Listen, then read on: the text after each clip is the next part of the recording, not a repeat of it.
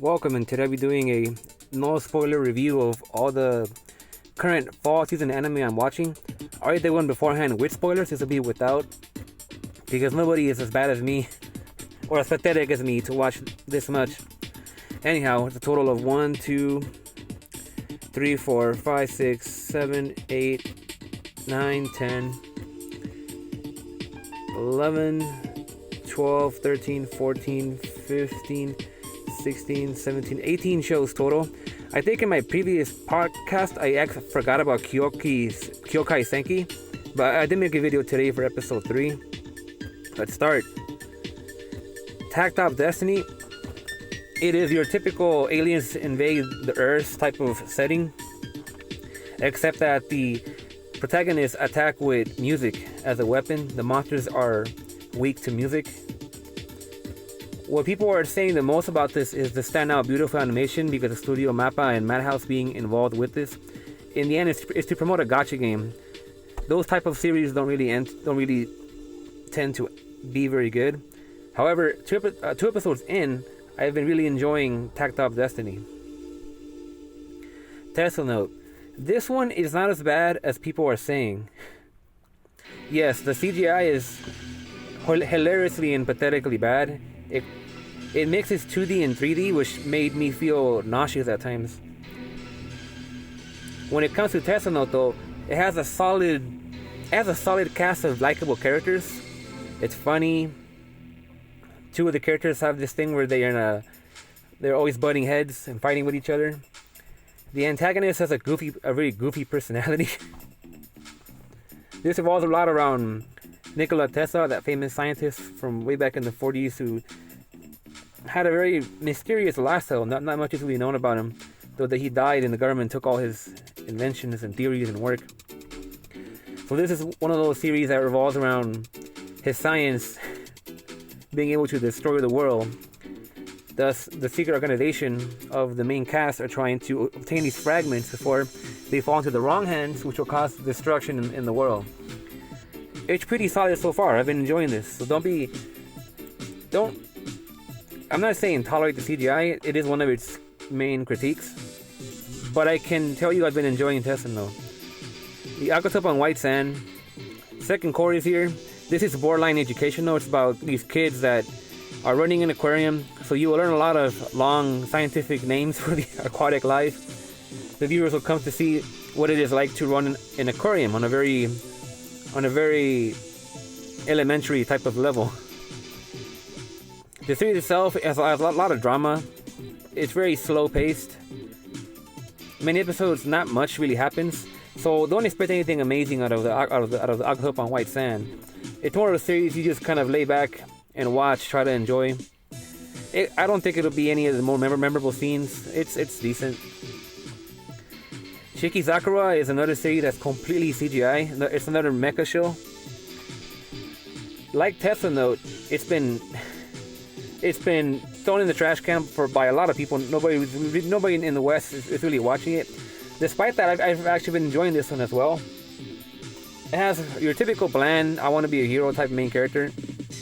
He gets caught up in a conspiracy between people who have these robotic suits and these giant ugly purple monsters. Coincidentally, he ends up getting involved where he gets attacked by one. But because he happens to be with one of the members of that group, he gets saved and then eventually captured.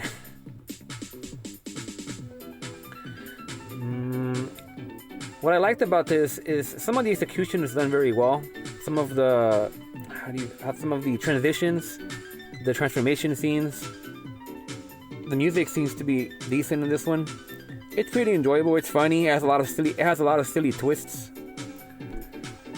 Again, none of these have been amazing, but they're still enjoyable to watch. Scarlet Nexus. I think I have about at least 12 different videos where I just go off on how bad this series is. I would not recommend this series at all. I'm already not recommend. However, this is a series of messy sci-fi plots smashed together. It is not a very good series. It has very unlikable characters. It has it has two very obnoxious main characters that I could care less about, who make terrible decisions. They're very annoying. They don't know how to make the right sensible decisions. Even the cast calls them out. has very lazy animation. The others, the CGI monsters, are so wacky you cannot take them seriously. Take, for instance, one of the monsters is a giant vase with legs that runs around. The whole save the future, save my sister thing, I cannot really relate to that at all. It's terrible. It's going to be one of the worst things I ever watched. Sakugan is another mecha show. There are a lot of mecha shows this season. This one is very promising. I've enjoyed the first 2 episodes quite a lot. I like the choice of music in this type of setting. It's like an underground type of city, kind of rundown. A lot of technology being used about. A lot of drilling with robots and whatnot. As I said before, and as the same as anybody that watches this will tell you, this focus is around a daughter and her father, and the dynamic between their relationship is just executed very, very well. The first episode is very emotional. Some interesting twists. This young girl, Mimimpu, is on a mission to become a marker. Her father, of course, is very protective of her daughter, as you will see in the episode. A very promising series. I do enjoy how the music is used in the setting. The opening and ending are also very good. Planet Men is an anime that apparently is cursed by its manga.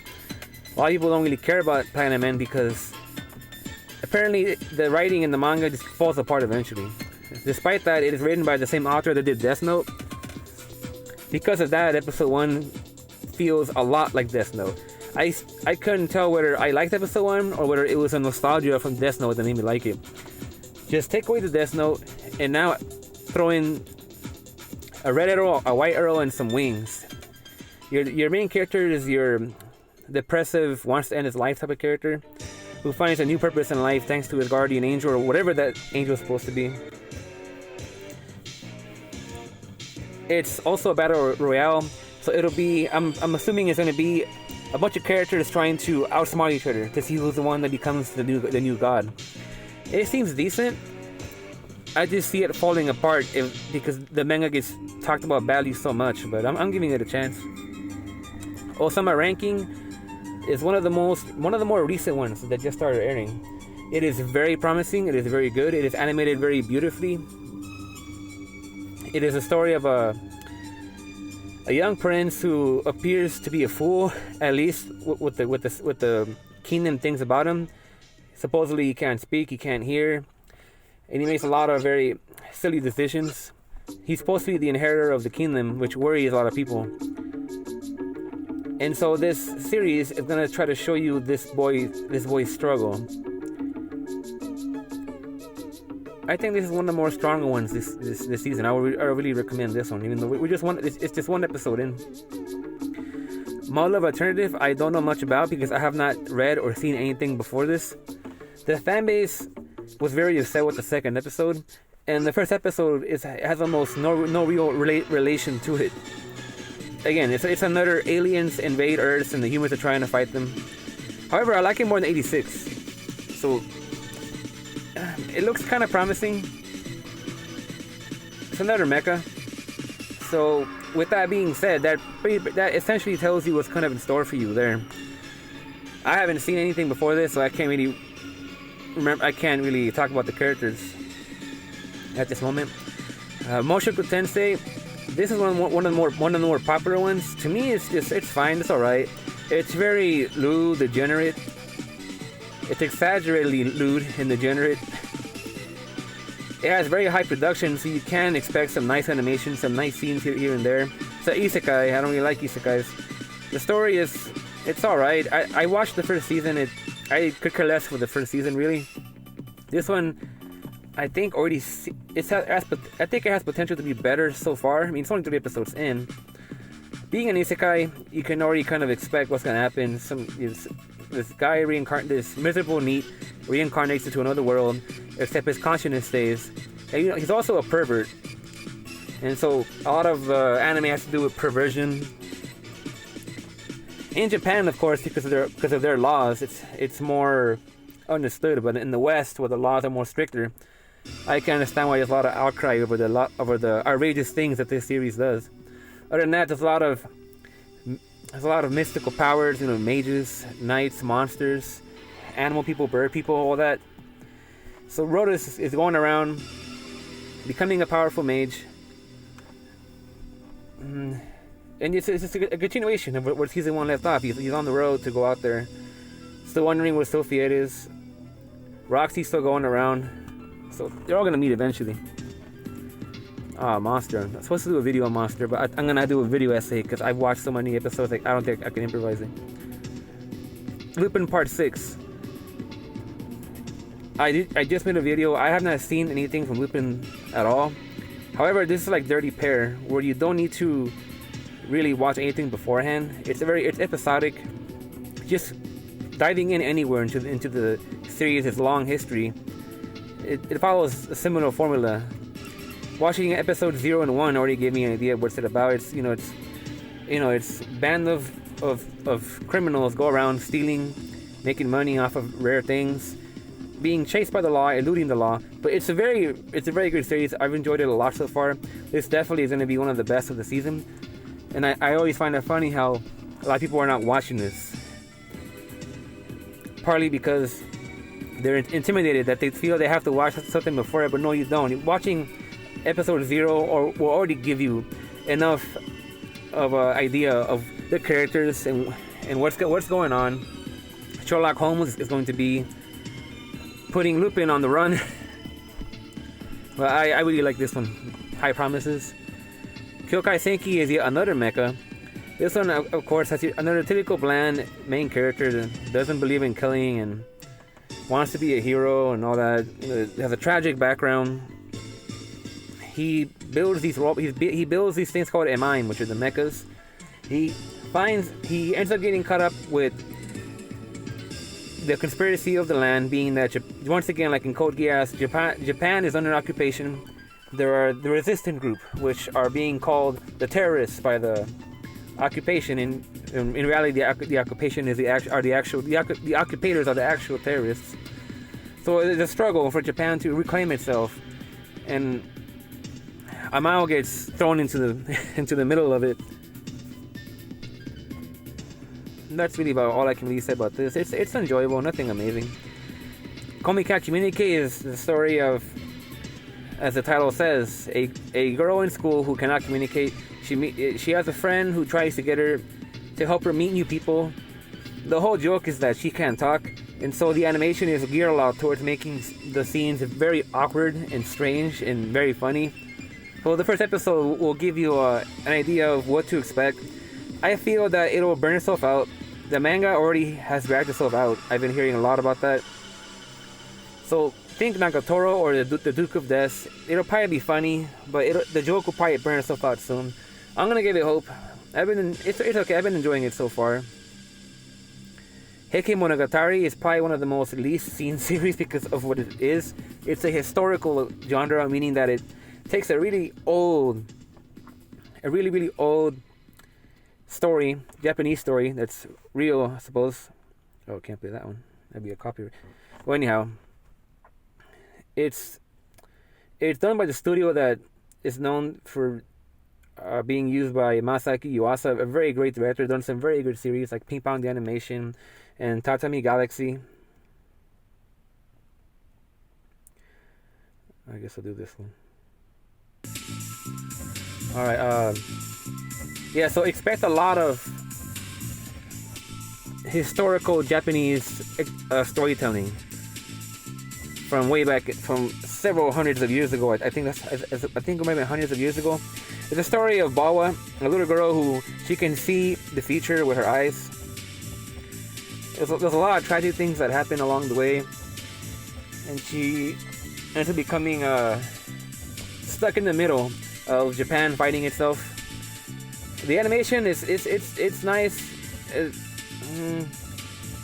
Sometimes it's just ugly, to be honest, but I do like the animation most of the time. It has great music. The music, though, it feels unfitting at times. I still don't know if it works or not. The man that did Ping Pong's music is the one that's doing it. The opening and ending are amazing, easily best of the season. So expect a lot of slow historical Japanese war drama in this one. Deep Insanity: The Lost Child. I already forgot a lot about this series because it's not very good. The CGI is horrible. I think it's worse than Tesla Note. It looks like clay animation. So this guy wants to go and be a soldier, be a hero. Yeah, another bland main character. And the humans are going on the ground and taking Antarctica or some snowy continent. And they find this civilization of aliens, and they are at war with them. A lot of people are dying. A lot of people are very scarred and traumatized. The main character is now trying to be a soldier and destroy them. That's really all you need to know about this one. I think the music was really good, if I recall. Build Divide Code Black is the next Yu-Gi-Oh! It's getting really popular. It's a card game anime. The main character is extremely over the edge and very cheesy and corny. The strange thing about the main character here, Teruto, is that he almost seems like he's a villain. When he starts out, his memory has been kind of wiped. And his style of playing is very dark. That's why he makes a very strange protagonist. The other characters are likable. The latest episode introduced the one with the orange hair. She was very likable too. The card game itself, it looks interesting. I don't know how it really works yet, so I'll pick up on it eventually. The main thing about Teruto is that he wants to beat the king, and that's about it. There's not really much to add other than that. 86. I don't really care much for 86. It seems to be following the same pattern of season 1, where terrible start, and then towards the middle it's gonna pick up. So season 1, you already know what happens. Season 2, it resolves the cliffhanger at the end of season 1. So you can expect more of the same, except that the world building will increase. The Republic isn't the only thing that's out there fighting the Legion. The characters, of course, their war-torn backgrounds led them lead very depressing lives, as you'll come to find out. I don't really like this for the reasons I said in season 1. There's a character introduced here that is very obnoxious. Her voice sounds like screeching, so shame on her voice actor for that. But it's decent. I don't really have much to say about 86. It's average. Last but not least is the ASMR anime. Do not watch it. It's just 3 minutes of a young girl talking into your ear, trying to make you happy. I'm gonna watch it because I want to justify my opinion of it, and that'd be the only way to do it, which is to watch it. However, it's very, very weak. It's the joke of the season, I would say. I don't expect much other than literal ASMR for 3 minutes once a week. That concludes what I'm watching for the fall season. There's a lot more out there, actually. There's a lot of series out there. However, I don't have the time to do all of that. Maybe if my Patreon picks up and I start to make a lot more money.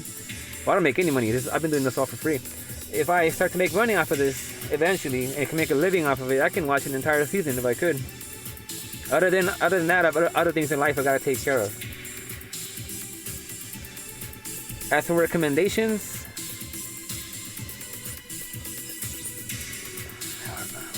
I would say Sakugan, a definite must-watch. Osama Ranking, a definite must-watch. Lupin Part 6, definite must-watch. Heike Monogatari, another must-watch. Yeah, so if you can't watch too many shows, I would recommend those. If I could add more among the better ones, throw in Tetsuo Note, Tact of Destiny, and Shikizakura. But mainly the ones that I mentioned before that. That's the fall season.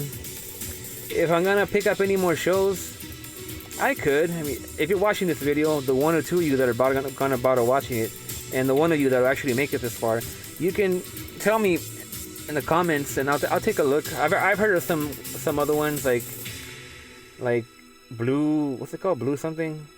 I don't remember the names, but anyway, that's fall season. That's what I'm watching. Thank you for listening.